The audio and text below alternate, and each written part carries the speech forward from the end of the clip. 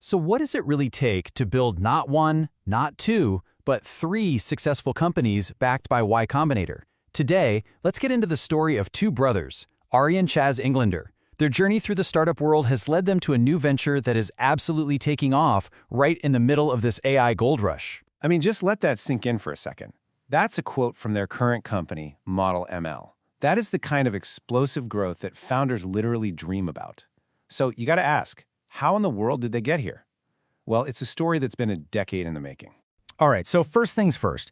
To really get what's happening now, you have to understand the massive wave they're riding. Model ML is bringing some seriously advanced AI into one of the most traditional, data-heavy industries on the planet, finance. And honestly, their timing could not have been more perfect. Okay, so the magic behind all of this is something they call agentic AI. And look, this isn't just another chatbot, right? They've built what they call a cognitive architecture, which is basically a fancy way of saying they created a digital brain that can access all the same stuff a human analyst can. We're talking files, emails, data sources, the whole shebang. It's a total game changer for automating super complex work. So let's paint a picture of what life was like before Model ML. You're a top analyst, right? Your reality is just painstaking manual labor. Imagine spending days, literally days, just digging through information from all these different places to put together one single, perfectly sourced slide for a report. It's repetitive, and it's a massive, massive time sink. Now contrast that with the after. It's a completely different world. Instead of all that manual work, a fully sourced 3-page summary just, poof, it appears automatically in their Google Drive or SharePoint. It gets them 95% of the way there, and get this, because the AI can cross-reference multiple datasets for the same number, it's often even more accurate than a human could be. So why is this blowing up right now? Well, it's because the entire industry just kind of flipped a switch. You see, last year, Wall Street was just testing AI, running some pilots, mostly out of curiosity. This year? Oh no. They have moved from testing to using. These huge firms are now implementing AI at a massive scale and actually relying on it, which turns all that curiosity into contracts. But here's the thing. This overnight success was anything but.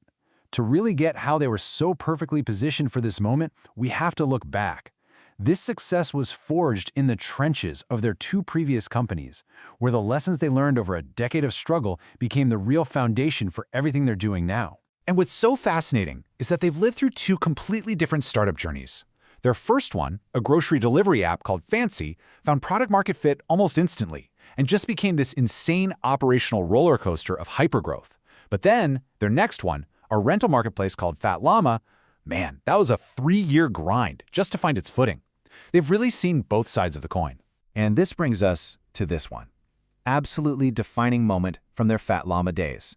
Their whole model was built on trust and insurance. So, what happens when that trust is put to the ultimate test? Immediately. Okay, so picture this. It's Friday. They get their first big rental, a drone worth nearly 2,000 pounds. They're on top of the world.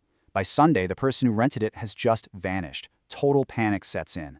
They use the app's location data to track him down, driving to some random street in North London with no idea what they're going to find. And then, in this crazy stroke of luck, they find the house, the door is open, and there it is, the drone, just sitting there. To really understand the stakes here, listen to how Arie described it. He said, "My whole world was falling apart at this point." You see, it wasn't just about a drone. He felt like he had personally lied to every friend, family member, and investor who had believed in them. His entire world was on the line. Getting that drone back wasn't just a win, it was survival.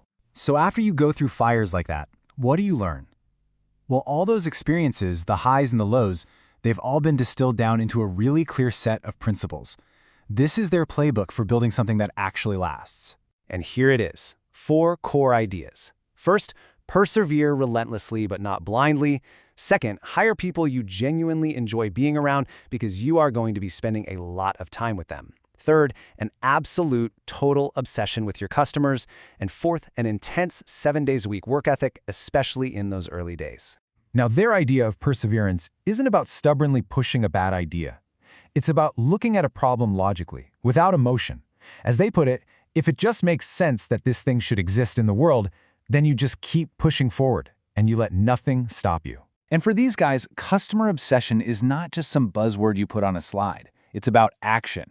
For their first company, Arie personally delivered the first 1,500 grocery orders. This meant they got real feedback on every single one. They knew the delivery routes by heart. Even now, they would much rather sit down with a user and their laptop than just give some slick demo. That's what it actually looks like. Now, a huge part of their success is the who. The dynamic between them as brothers and co-founders is a true superpower, and it's built on a foundation of having different skills, but also having absolute, unfiltered trust in each other. Their roles are just so perfectly defined.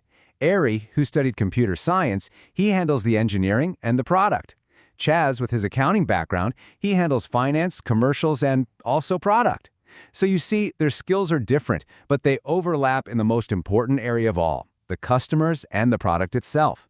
This clear division of labor, with a shared passion right in the middle, is absolutely key. So what does all of this experience mean for the next generation of founders who are just starting out?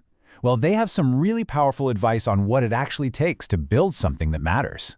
For them, it is not about the money. Making money, they say, actually gets boring pretty quickly. You know what's truly motivating? Building something that people love to use. It's that moment when a customer's face just lights up because they've never seen anything like it before. That feeling, they say, is priceless. They also have this really compelling way of framing the risk of starting a company. Think about it. The absolute worst-case scenario is that you fail, but you learn an incredible amount in a very short period of time. And the best-case scenario? You build something that genuinely has an impact on people's lives. When you look at it that way, it's a pretty compelling trade-off, isn't it? So we'll end with the question they ask themselves, and the one they pose to others. It's a little morbid, maybe, but it's powerful. If you look back at your life, what do you want to have spent your time on?